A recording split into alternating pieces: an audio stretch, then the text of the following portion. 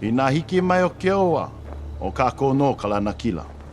Chief of War's latest episode offers plenty of surprises, and it's worth diving deeper into them. The Apple TV Plus historical epic is a long-term passion project from writer, director, and star Jason Momoa, examining a pivotal moment in Hawaiian history, marked by war, political betrayals, and external influence following European discovery. Chief of War's historical context is vital to the story. Jason Momoa leads Chief of War's cast as Kaiana, a warrior and chief who we saw forced away from his home at a moment of great turmoil. This has vastly impacted the lives of his family and the political landscape of the archipelago, but his time away has ultimately been fruitful, providing him with the potential means to return home and restore peace. The series depicts Hawaii in a state of warfare, but it also exhibits the beauty of its ancient culture. Internal warfare and external influence both stand to threaten this way of life, as the world rapidly changes around them, and they remain focused on conflicts of power within. What Kaiana's return to Hawaii means, for him and for the islands.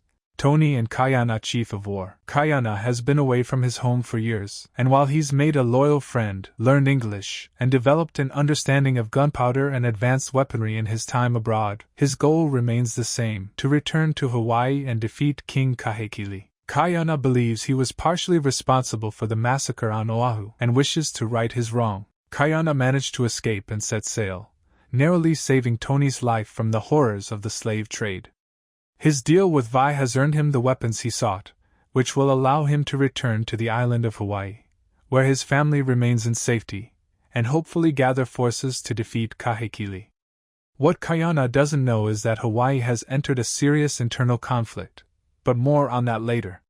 His deal with Vi meant that he would be returning to establish trade routes with the English, exchanging Hawaiian sandalwood. Vi claims that English influence will come whether they like it or not, making it opportune to get ahead of it. Rather than trying to resist a force Hawaii can't withstand, Kaiana plans to return to the archipelago and prepare his people for integration. As he has learned English overseas, his people have begun learning English at home. Trade will be the next step as the European cultural influence begins.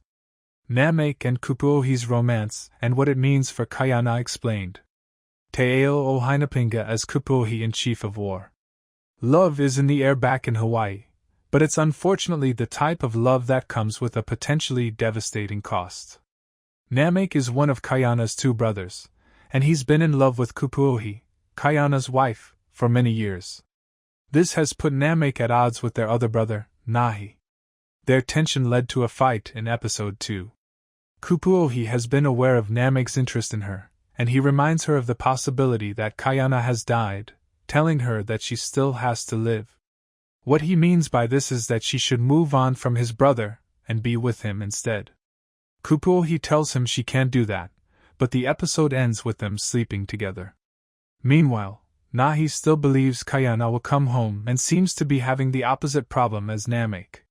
Hik, Kupuohi's sister, has been pursuing him, but he largely ignores her advances, believing it to be a sign of weakness, wanting to maintain his strength for Kaiana's return. Why Kiua declares war over the succession despite becoming king. Temuera Morrison in Chief of War 6-3. Following the death of Hawaii's king, the king's son Kiua ascends the throne and takes over. However, the previous king didn't leave Kiua with complete control. The god of war, which symbolizes military control, has gone to Kamehameha instead, a younger man whom Kiua claims is a low-born bastard.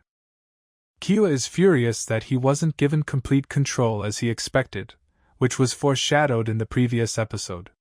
When both men were brought before the previous king, they discussed military strategy, and Kamehameha demonstrated more patience and wisdom than the older man. Kamehameha's plan to defeat Kiua and the god's influence explained. Kaina Mekua's Kamehameha and Lucian Buchanan's Kahumanu looking at each other while seated in Chief of War. Despite Kiua's threats and insults, Kamehameha doesn't seem to resent this man or have any personal desire for conflict. He suggests that, together, they can fulfill the old king's dying wishes, combining their strengths for a unified Hawaii, preparing them for the threat of Kahekili. Kamehameha hoped that the gods would reach out to him, but Kahumanu advised him to make the right call on his own. He declares that they won't wage war on Kiua, but will be prepared to defend themselves, likely using his food storage to outlast the threat. What Kahekili's plan is and why it divides his men. Temuera Morrison as King Kahekili looking in thought in chief of war. Kahekili continues to stir up problems among his men. The Maui king is chasing a prophecy that he believes can be about him if he forces his hand and takes control of the islands. However, his followers, including his son, have seen him use this prophecy as an excuse for horrible war crimes, and loyalty is beginning to waver. Kahekili has revealed that he wants the 4 main islands to be governed by his blood. He plans on using the succession crisis in Hawaii as an excuse to continue his conquest, suggesting major war scenes to come in Chief of War. Thanks for watching.